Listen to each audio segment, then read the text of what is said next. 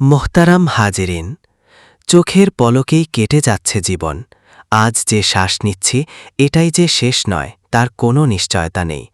কবর আমাদের খুব কাছেই, কিন্তু আমরা কবরের জন্য কতটা প্রস্তুত এই প্রশ্নটা খুব কমই নিজেদের করি। মৃত্যু কাউকে বলে আসে না, বয়স দেখে থামে না, অবস্থা বিচার করে দেরি করে না। আজ যে মানুষটি আমাদের পাশে বসে আছে সেই হতে পারে নিথর দেহ। কিন্তু প্রশ্ন হল, আমরা কি অবস্থায় মারা যাব? না ঈমান হারিয়ে? ঈমান নিয়ে কোনো সাধারণ বিষয় নয়, এটা আল্লাহ তাআলার বিশেষ দান। এই দান কেবল চেষ্টা, আমল আর আল্লাহর সাথে গভীর সম্পর্কের ফল। অনেকেই সারা জীবন মুসলমান থাকে, কিন্তু শেষ মুহূর্তে এসে পরীক্ষায় পড়ে যায়। তাই আজকের এই আলোচনা আমাদের কাউকে ভয় দেখানোর জন্য নয়, বরং আমাদের ঘুম ভাঙানোর জন্য, যাতে আমরা বেঁচে থাকতেই সেই সব আঁকড়ে ধরি যেগুলো আমাদেরকে ঈমানের সঙ্গে কবর পর্যন্ত পৌঁছে দেবে। আজ আমরা শুনব ঈমানী মৃত্যুর জন্য 10টি গুরুত্বপূর্ণ আমল, যা আমাদের জীবন বদলাতে পারে আর আমাদের শেষ পরিণতি আলোকিত করতে পারে।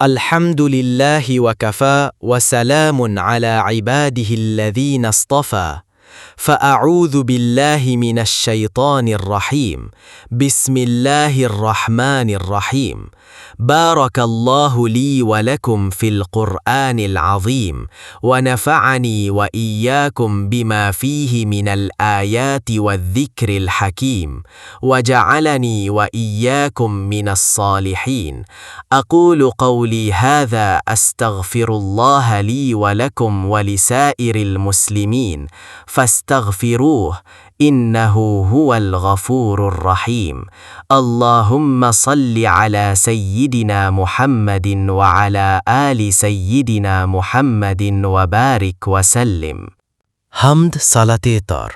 মোহতারাম হাজিরিন, প্রথমেই আল্লাহ তাআলার শুকর আদায় করছি, তিনি আমাদেরকে ঈমানের মতো মহান দৌলত দান করেছেন। আলহামদুলিল্লাহ। আল্লাহ তাআলার অগণিত নেয়ামত। মোহতারাম হাজিরিন, আমরা আল্লাহ তাআলার নেয়ামতের মধ্যে ডুবে আছি। তিনি চোখ না দিলে অন্ধ হতাম, কান না দিলে বধির হতাম, জবান না দিলে বোবা হতাম, সন্তান না দিলে নিঃসন্তান হতাম, ইজ্জত না দিলে লাঞ্ছিত হতাম, সম্পদ না দিলে ফকির হতাম, ঈমান না দিলে বেঈমান হতাম, শেষ ও শ্রেষ্ঠ নবীর উম্মত না বানালে না জানি অন্য কোন নবীর উম্মত হতাম। সবচেয়ে বড় নেয়ামত। আল্লাহ প্রদত্ত এ সকল নেয়ামতের মধ্যে সবচেয়ে বড় নেয়ামত হল ঈমানের নেয়ামত, কেননা এই ঈমানের ওপরই দুনিয়ার সাফল্য ও আখিরাতের নাজাত নির্ভরশীল। আল্লাহ তাআলা বলেন, কদ আফলাহাল মুমিনুন, অবশ্যই মুমিনগণ সফল হয়েছে। সূরা মুমিনুন 9। রাসূলুল্লাহ সাল্লাল্লাহু আলাইহি ওয়াসাল্লাম, ইয়াবনাল খাত্তাবি اذهب فنادي في الناس أنه لا يدخل الجنة إلا المؤمنون হে খাত্তাবের পুত্র, যাও লোকেদের মাঝে ঘোষণা করে দাও, জান্নাতে কেবলমাত্র মুমিনরাই প্রবেশ করবে। সহিহ মুসলিম 114। নেয়ামত সম্পর্কে 2 করণীয়। মানুষের সৃষ্টিগত স্বভাব হল সে চায় যে নেয়ামত সে লাভ করেছে তা যেন স্থায়ী হয়, আর এর জন্য করণীয় হল 2টি। 1. নেয়ামতের প্রতি যত্ন নেওয়া। 2. নেয়ামতটি যেন হারিয়ে না যায় এর জন্য সতর্ক থাকা। যেহেতু ঈমান সবচেয়ে বড় নেয়ামত, সুতরাং ঈমানের প্রতিও সর্বোচ্চ যত্ন নিতে হবে, পাশাপাশি সর্বোচ্চ সতর্ক থাকতে হবে যেন এটি কোনো কারণে হারিয়ে না যায়। মুমিন ও তার ঈমানের দৃষ্টান্ত। দৃষ্টান্তের মাধ্যমে বিষয়টিকে আমরা আরও সহজে বুঝে নিতে পারি। মনে করুন, এক ব্যক্তি কোটি টাকার সম্পদ নিয়ে জাহাজের মাধ্যমে সমুদ্র পাড়ি দিচ্ছে। সে ভালো করেই জানে সমুদ্র ভ্রমণ কতটা বিপদসংকুল হয়। একদিকে রয়েছে ঝড় তুফানের ভয়, সমুদ্র যে কোনো সময় উত্তাল হয়ে উঠতে পারে, সম্পদসহ তার জাহাজ ডুবে যেতে পারে। অপরদিকে রয়েছে জলদস্যুর ভয় কিংবা কুমির ও হাঙরের মতো হিংস্র সামুদ্রিক প্রাণীর ভয়। এমতাবস্থায় লোকটি কি করে? সে ভ্রমণকালীন পুরো সময়টাতে সতর্ক থাকে, যত্নের সঙ্গে সম্পদগুলোকে হেফাজত করে। এক কথায় সব সময় সে নিরাপদ গন্তব্যে পৌঁছার চিন্তায় অস্থির থাকে। অনুরূপভাবে একজন মুমিনের মূল গন্তব্য আখেরাত পানে। দুনিয়ার এই সময়টা তার জন্য সামুদ্রিক ভ্রমণের মতো, তার সময় কিংবা জীবনটা জাহাজের মতো। এই সফরে তার সঙ্গে রয়েছে তার জীবনের সবচেয়ে দামি সম্পদ ঈমান, যা নিয়ে যাওয়ার জন্য রয়েছে পুঁজিবাদ, সমাজবাদ, ধর্মনিরপেক্ষতাবাদ, পৌত্তলিকতা ও কাদিয়ানি মতবাদের মতো বহু ঝড় ও তুফান। রয়েছে ইবলিসের মতো নির্দয় দস্যু, বেঈমান ও কাফের নামক বিভিন্ন হিংস্র কুমির, নফস নামক ভয়াল হাঙর। সুতরাং একজন মুমিনের প্রতিটি মুহূর্ত সতর্ক থাকা দরকার। একজন মুমিন মরণ পর্যন্ত ঈমান নামক এই মহান সম্পদের প্রতি যত্ন নিতে হয়। শত্রুদের শত্রুতা, হিংসুকদের হিংসা, চক্রান্তকারীদের চক্রান্ত ও কুদৃষ্টি দানকারীদের কুদৃষ্টি থেকে নিজের ঈমানটাকে সযত্নে আগলে রাখতে হয়। একটি শিক্ষণীয় ঘটনা। ইমাম শামসুদ্দিন রহমত ছিলেন সহিহ বুখারীর একজন ব্যাখ্যাকার। তিনি হৃদয়জগৎ নাড়া দেয়ার মতো একটি ঘটনা লিখেছেন। ৩ জন আবেদ ছিল, যারা ছিল পরস্পরের বন্ধু। তারা হজের উদ্দেশ্যে ঘর থেকে বের হয়েছিল। পথিমধ্যে রাত্রিযাপন করার জন্য তারা একটি গ্রামে অবস্থান গ্রহণ করল। গ্রামের অধিবাসীরা ছিল খ্রিস্টান। এরই মধ্যে তাদের একজনের দৃষ্টি পড়ল একটি খ্রিস্টান মেয়ের প্রতি। মেয়েটি ছিল যথেষ্ট সুন্দরী। এই লোক মেয়েটির প্রেমে পড়ে গেল। তাই সে তার বন্ধুদের বলল, তোমরা চলে যাও, আমি এখানেই থাকব। তারা উভয়ে লোকটিকে অনেক বোঝানোর চেষ্টা করল, কিন্তু লোকটা কোনোভাবেই মেনে নিতে পারেনি। অগত্যা তারা দুজন চলে গেল।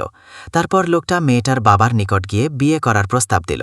বাবা উত্তর দিল, তোমাকে দেখে সুঠাম, পরিশ্রমী ও বিচক্ষণ মনে হয়, তাই তোমার কাছে আমার মেয়ে বিয়ে দিব। তবে আমার 2টি শর্ত আছে। প্রথমত, তোমাকে ইসলাম ত্যাগ করে খ্রিস্ট ধর্ম গ্রহণ করতে হবে। দ্বিতীয়ত, আজীবনের জন্য তোমাকে এই গ্রামেই থেকে যেতে হবে। এই কঠিন শর্ত মেনে নিয়েই মেয়েটির বাবার প্রস্তাবে রাজি হয়ে গেল লোকটি। উক্ত 2 শর্ত মেনে মেয়েটিকে বিয়ে করে নিল। অপরদিকে লোকটার অপর 2 বন্ধু যথারীতি হজ পালন করে নিজেদের এলাকায় ফিরে আসল। দেখল তাদের ওই বন্ধু এখনও ফিরে আসেনি।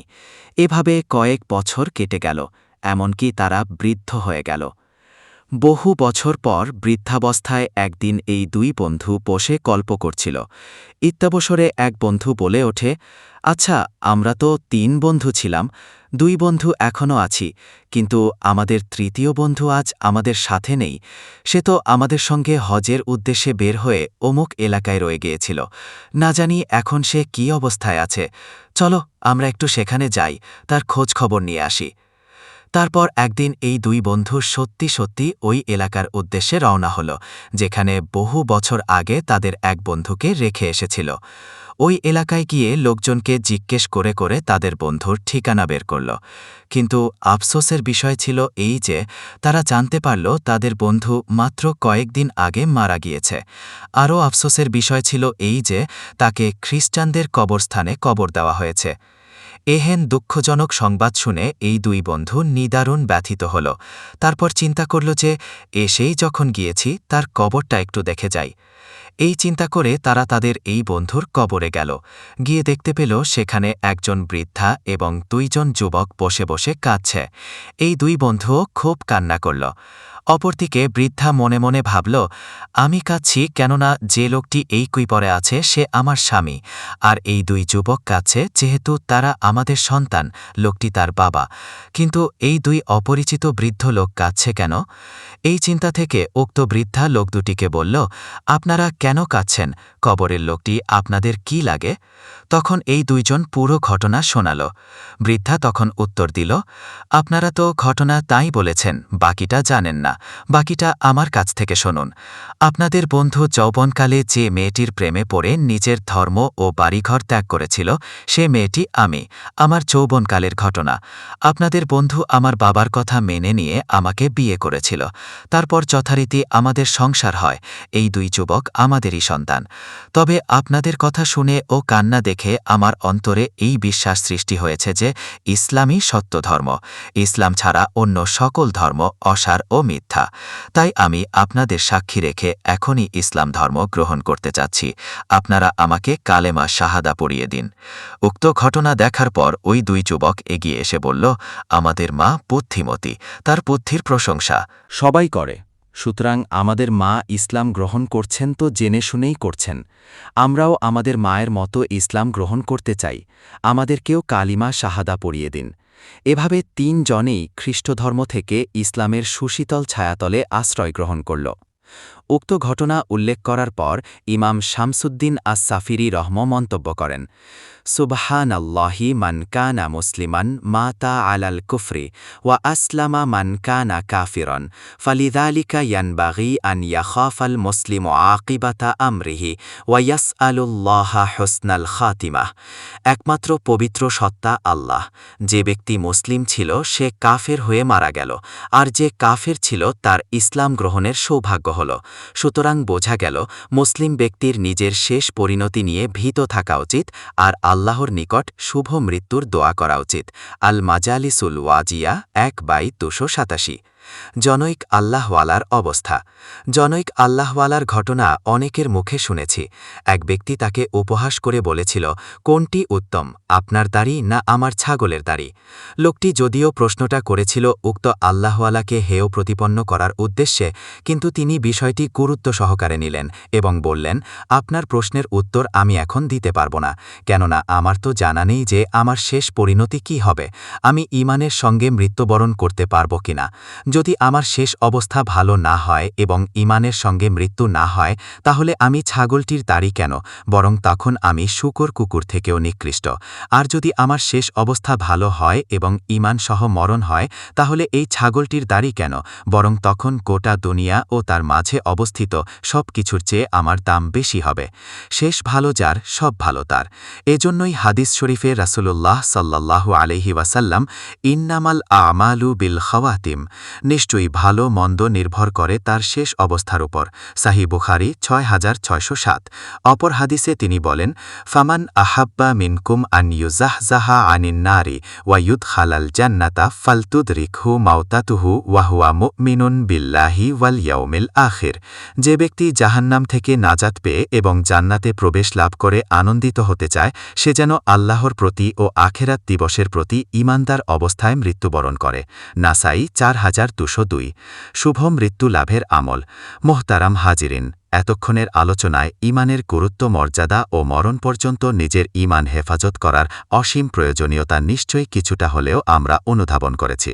তাই আজকের মজলিসে এমন 10টি আমলের কথা শোনাতে চাই, যেগুলোর ব্যাপারে ওলামায়ে কেরাম বলেছেন, এই আমলগুলো নিয়মিত করতে পারলে আশা করা যায় আল্লাহ তাআলা ঈমানের সঙ্গে হুসনুল খাতিমা বা ভালো মৃত্যু দান করবেন ইনশাআল্লাহ।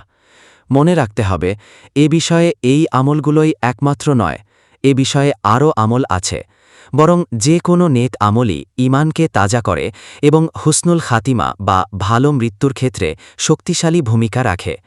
আল্লাহ তাআলা বলেন, লিল্লাযীনা আহসানুল হুসনা ওয়া জিয়াদা, যারা নেক আমল করে তাদের জন্য আছে জান্নাত এবং আরও বেশি পুরস্কার। সূরা ইউনুস ২৬। রাসূলুল্লাহ সাল্লাল্লাহু আলাইহি ওয়াসাল্লাম বলেছেন, সানাইউল মারুফি তাকি মাসারিআস সু, সমূহ নেক আমল অশুভ পরিণতি থেকে হেফাজত করে। তাবরানী ৮০৮৬। আল্লাহ যদি কোনো বান্দার কল্যাণ চান, অপর হাদিসে রাসূলুল্লাহ সাল্লাল্লাহু আলাইহি ওয়াসাল্লাম বলেছেন, ইযা আরাদাল্লাহু বিআবদিন খায়রান ইস্তামালা ফাকিলা কাইফা ইয়াস্তামিলুহু ইয়া রাসূলাল্লাহ ক্বালা ইউয়াফিকুহু লিআমালিন সালিহিন ক্বাবলাল মাউত। আল্লাহ যদি কোনো বান্দার কল্যাণ চান, তখন তাকে কাজে লাগান। সাহাবায়ে কেরাম বললেন, ইয়া রাসূলাল্লাহ, কিভাবে আল্লাহ বান্দাকে কাজে লাগান? রাসূলুল্লাহ সাল্লাল্লাহু আলাইহি ওয়াসাল্লাম বলেন, মৃত্যুর পূর্বে তাকে ভালো কাজ করার তৌফিক দেন। তিরমিজি ২১৪২। হুসনুল খাতিমা বা ভালো মৃত্যুর জন্য 10 আমল। 1. নামাজের প্রতি গুরুত্ব দেওয়া। হে প্রিয় মুসলিম উম্মা, মৃত্যু এমন এক বাস্তবতা যা থেকে পলায়নের পথ নেই। রাজা হোক বা রিকশাচালক, জ্ঞানী হোক বা জাহেল, একদিন তাকে মাটির বুকে নামতে হবে। কিন্তু প্রশ্ন হল, আমাদের মৃত্যু কেমন হবে? কেউ মৃত্যুর সময় হাসবে, মুখে থাকবে শাহাদাতের সুমিষ্ট বাণী, আবার কেউ মৃত্যুর সময় চোখ উল্টে যাবে, মুখ কালো হয়ে যাবে, হৃদয় ভরে উঠবে আফসোস আর হতাশায়। হে প্রাণের মানুষ, মৃত্যু নিজে ভয়ঙ্কর নয়, ভয়ঙ্কর হল মন্দ পরিণতি। যে মৃত্যু ঈমান ছাড়া আসে, যে মৃত্যু নিয়ে আসে আল্লাহর রোষ, ফেরেশতাদের গালমন্দ আর চিরস্থায়ী পরাজয়। অথচ কত মানুষ আজ হুসনুল খাতিমার দোয়া মুখে উচ্চারণ করলেও অন্তর থেকে তার জন্য চেষ্টা করে না। একবার ভাবো, যখন আত্মা বুক থেকে উপরে উঠবে, চোখ স্থির হয়ে যাবে, সন্তান ধন সম্পদ পাশে থেকেও কিছুই করতে পারবে না। তখন দেবে শান্তি, শুধু একটাই বস্তু ও সৎ আমল। আল্লাহ পাক বলেন, আমানু ওয়া কানু ইয়াত্তাকুন, যারা ঈমান এনেছে এবং তাকওয়া অবলম্বন করেছে। সূরা ইউনুস আয়াত 63। এই ঈমান ও তাকওয়াই হল হুসনুল খাতিমার মূল চাবিকাঠি। রাসূল সাল্লাল্লাহু আলাইহি ওয়াসাল্লাম বলেন, মান কানা ইলাহা ইল্লাল্লাহু দাখালাল জান্নাহ, যার শেষ কথা হবে লা ইলাহা প্রবেশ করবে। হাদিস 3136। প্রিয় ভাই ও বোন, একটি মাত্র মুহূর্ত, একটি মাত্র শ্বাস যদি ঈমানের আলো নিয়ে শেষ হয়, সেটাই প্রকৃত বিজয়। কিন্তু যদি কাফেল অবস্থায় গান বাজনা, পাপ, হারাম উপভোগ করতে করতে মৃত্যু এসে পড়ে, তবে সেটি সবচেয়ে করুণ পরাজয়। তাই এখনই নিজেকে প্রশ্ন করো, আমার জীবন কোন পথে চলছে? আমার মৃত্যু কি হুসনুল খাতেমার পথে, নাকি সুউল খাতেমার অন্ধকারে? মৃত্যুর দৃশ্য কল্পনা করো, চারপাশে কান্না, আত্মা টানছে মালাকুল মাউত, তুমি শ্বাস নিচ্ছ কিন্তু ফিরতে পারছ না।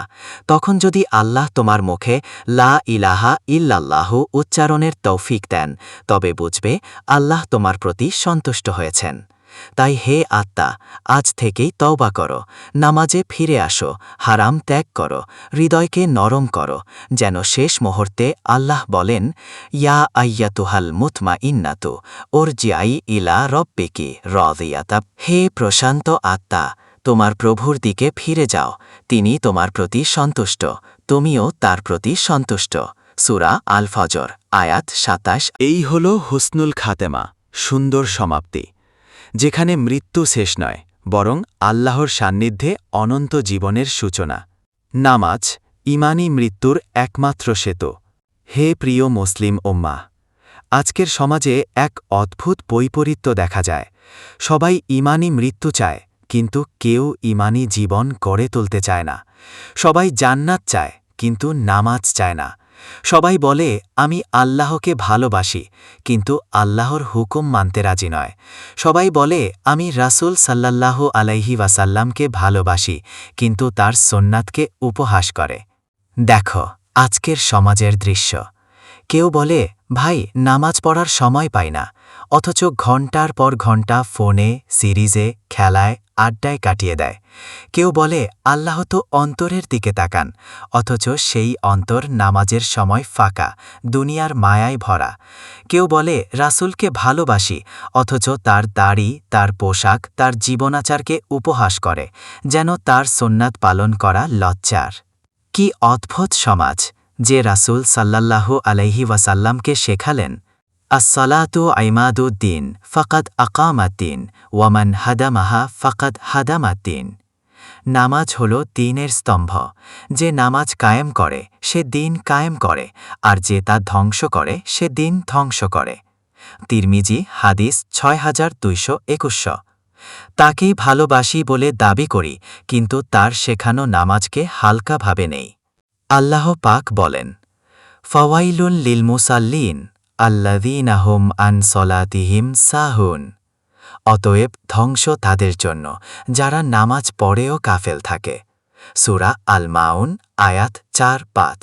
অর্থাৎ যারা নামাজে উদাসীন, বিলম্বিত, অলস কিংবা ইচ্ছাকৃতভাবে তা ত্যাগ করে, তাদের জন্য আল্লাহর পক্ষ থেকে ওয়াইল অর্থাৎ জাহান্নামের গভীর খাদ।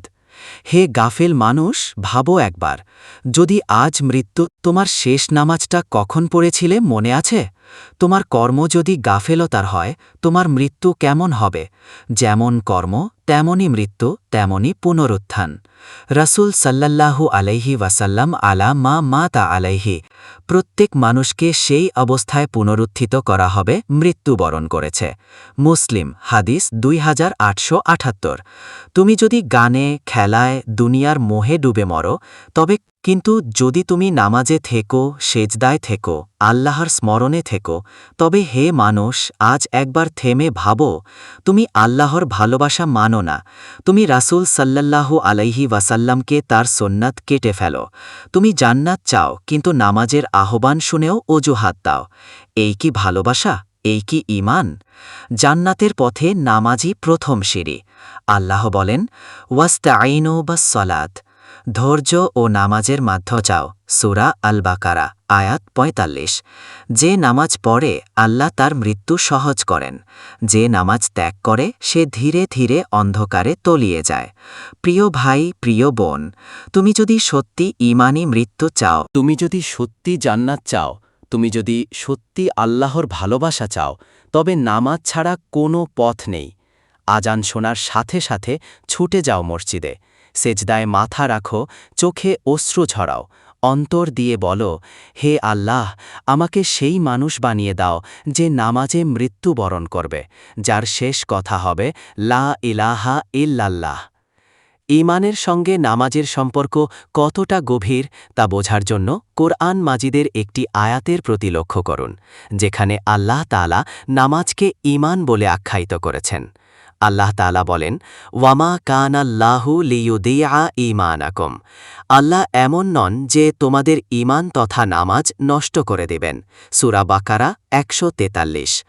আয়াতটি নাজিল হওয়ার প্রেক্ষাপট ছিল এই যে, আমরা জানি ইসলামে প্রথম কিবলা ছিল বাইতুল মুকাদ্দাস। সাহাবায়ে কেরাম বাইতুল মুকাদ্দাসের দিকে ফিরে দীর্ঘ ১৬ মাস পর্যন্ত নামাজ আদায় করেছিলেন। এরপর আসলো কিবলা পরিবর্তনের বিধান, কাবাকে স্থায়ীভাবে কিবলা করে দেওয়া হলো। ফলে কিছু সাহাবীর মনে প্রশ্ন জেগেছিল, যেসব মুসলিম ইতোমধ্যে ইন্তেকাল করেছেন, বাইতুল মুকাদ্দাসের দিকে ফিরে নামাজ আদায় করে গিয়েছেন, কাবা শরীফের দিকে নামাজ পড়ার সুযোগ তাদের হয়নি, তাদের কি হবে? এর পরিপ্রেক্ষিতে আল্লাহ তাআলা আয়াত নাজিল করে বলেন, আল্লাহ এমন নন যে তাদের ঈমান তথা নামাজ নষ্ট করে দেবেন। অর্থাৎ যারা কিবলা পরিবর্তন হওয়ার আগে বাইতুল মুকাদ্দাসের দিকে নামাজ আদায় করেছিল, ওই নামাজগুলো ব্যর্থ হবে না, বরং তারা এর পরিপূর্ণ সওয়াব পাবে। এখানে নামাজকে বোঝানোর জন্য আল্লাহ তাআলা ঈমান শব্দ ব্যবহার করেছেন। এর দ্বারা প্রতীয়মান হয় নামাজ ব্যতীত ঈমানের কোনো মূল্য নেই। ঈমান তখনই ঈমান বলে গণ্য হবে যখন নামাজের প্রতি যত্ন নেওয়া হবে। মুমিন মানেই নামাজি। যেমন ফিকহের ইমাম আবু ইউসুফ রহম সম্পর্কে বলা হয়, আবু ইউসুফ মানে আবু হানিফা। অর্থাৎ যদিও আবু ইউসুফ রহম ইমাম আবু হানিফা রহম নন, তবে তিনি হানাফি মাযহাবের এত বড় ভাষ্যকার যে কেমন যেন তিনি ইমাম আবু হানিফা রহম। অনুরূপভাবে যদিও নামাজ ঈমানের রুকন নয়, তবে ঈমানের জন্য এতটাই গুরুত্বপূর্ণ যে কেমন যেন নামাজি ঈমান এবং মুমিন মানেই নামাজি। নামাজ ব্যতীত ঈমানের কোনো মূল্য নেই। বেনামাজির ঈমান। সুতরাং যে নামাজের প্রতি গুরুত্ব দেয় না, নিঃসন্দেহে তার ঈমান অতিশয় দুর্বল। রাসূলুল্লাহ সাল্লাল্লাহু আলাইহি ওয়াসাল্লাম, ইন্না বাইনার রজুলি ওয়া বাইনাল কুফরি তারকুস সালাত, বান্দা এবং শিরক ও কুফরের মধ্যে পার্থক্য হচ্ছে নামাজ পরিত্যাগ করা। সাহিহ মুসলিম ৮৮। বেনামাজির ঈমানের দৃষ্টান্ত। বেনামাজির ঈমান কচুপাতার উপর ভেসে থাকা পানির মতো। কচুপাতার উপর পানি পড়লে স্থির থাকে না, অনুরূপভাবে বেনামাজির ঈমানও স্থিতিশীল হয় না। এজন্যই দেখবেন সমাজের যে লোকগুলোর সম্পর্ক মাজারের সঙ্গে থাকে, তাদের সম্পর্ক মসজিদের সাথে থাকে না। পক্ষান্তরে যাদের সম্পর্ক মসজিদের সঙ্গে থাকে, মাজার পূজার সঙ্গে তাদের সম্পর্ক থাকে না। আল্লামা ইকবাল চমৎকার বলেছেন, ये एक सजदा जिसे तू गिरा समझता है, हजार सजदे से देता है आदमी को नजात।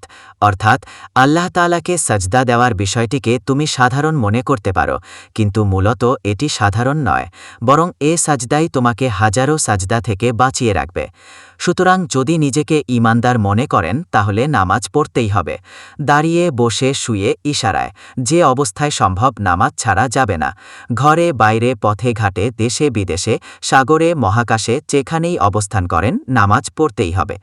খুশি মনে নামাজ আদায় করার পুরস্কার। হুজ্জাতুল ইসলাম আল্লামা আনোয়ার শাহ কাশ্মীরি রহমা বলতেন, যে ব্যক্তি নিজের দোকান থেকে, অফিস থেকে, ঘর থেকে, গাড়ি থেকে নামাজের উদ্দেশ্যে খুশি মনে বের হবে, মৃত্যুকালে তার রূহ আনন্দের সঙ্গে বের হবে। পক্ষান্তরে যে ব্যক্তি নামাজ আদায়ে গড়িমসি করবে, মৃত্যুকালে তার রূহ বের হওয়ার ক্ষেত্রে বিলম্ব করবে, ফলে রূহ বের হওয়াটা তার জন্য কঠিন হয়ে যাবে। আল্লাহ তাআলা আমাদেরকেও খুশি মনে নামাজ আদায় করার তৌফিক দান করুন, আমিন। ঈমানী মৃত্যুর দ্বিতীয় নম্বর আমল দৃষ্টির হেফাজত করা। কেননা কুদৃষ্টির সাময়িক ও তুচ্ছ স্বাদ ছেড়ে দিলে ঈমানের স্থায়ী মিষ্টতা ভাগ্যে জোটে।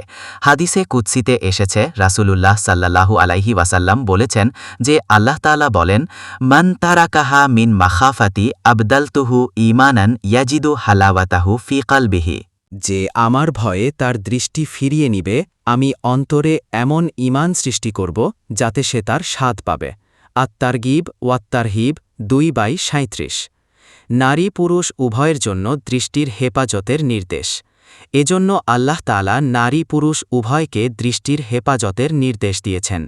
আল্লাহ তাআলা পুরুষ জাতির উদ্দেশ্যে বলেন, কুল লিল মুমিনিনা ইয়াগুদ্দু মিন আবসারিহিম ওয়া ইয়াহফাযু ফুরুজাহুম যালিকা আযকা লাহুম ইন্নাল্লাহা খাবীরুম বিমা ইয়াসনাউন।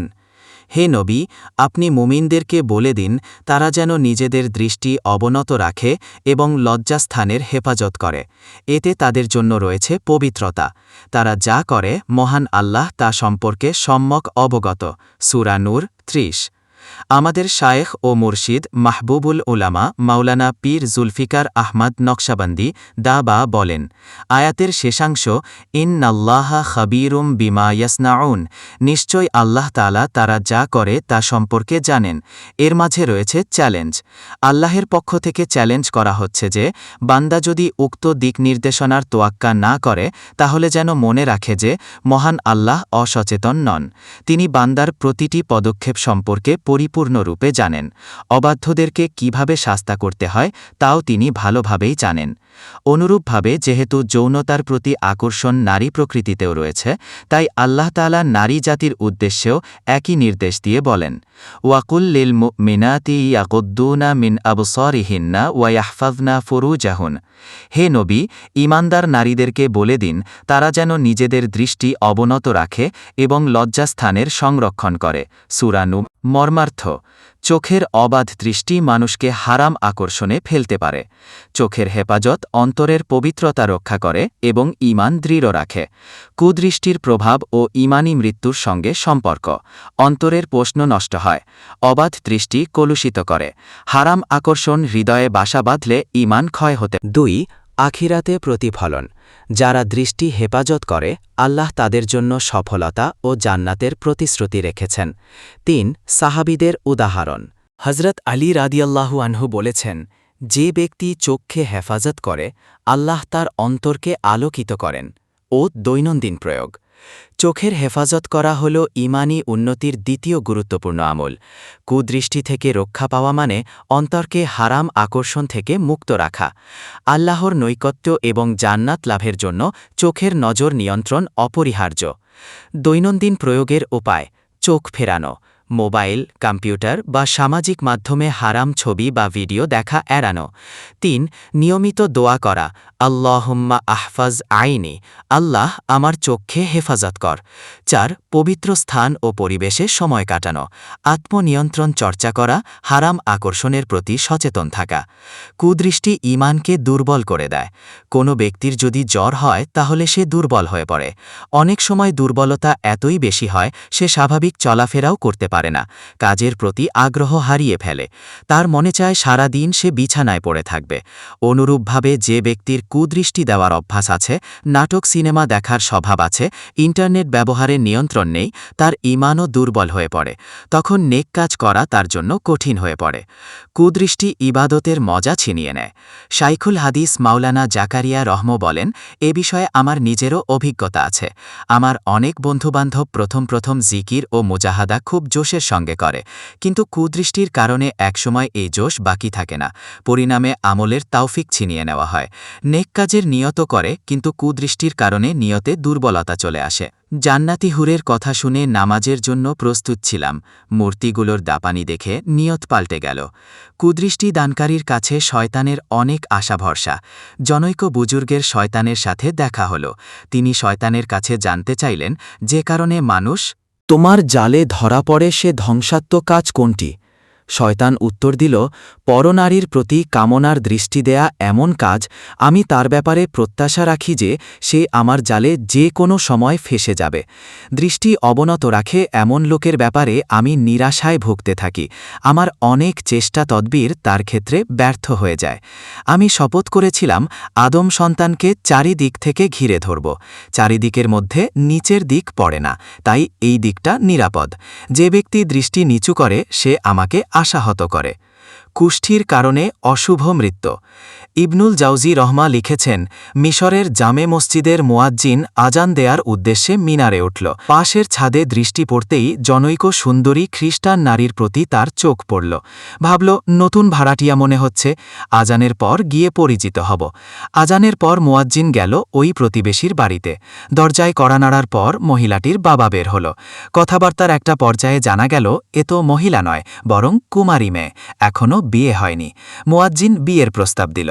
মেয়ের বাবা শর্ত জুড়ে দিল, আমাদের ধর্মগ্রহণ করতে হবে। মুয়াজ্জিনের অন্তরে কামনার এমন ভূত চেপে বসেছিল যে সে হ্যাঁ বলে দিল। মেয়ের বাবা বলল, ঠিক আছে, চল ছাদে গিয়ে বিস্তারিত আলোচনা করি। মুয়াজ্জিন সিঁড়ি বেয়ে উপরে উঠতে লাগল।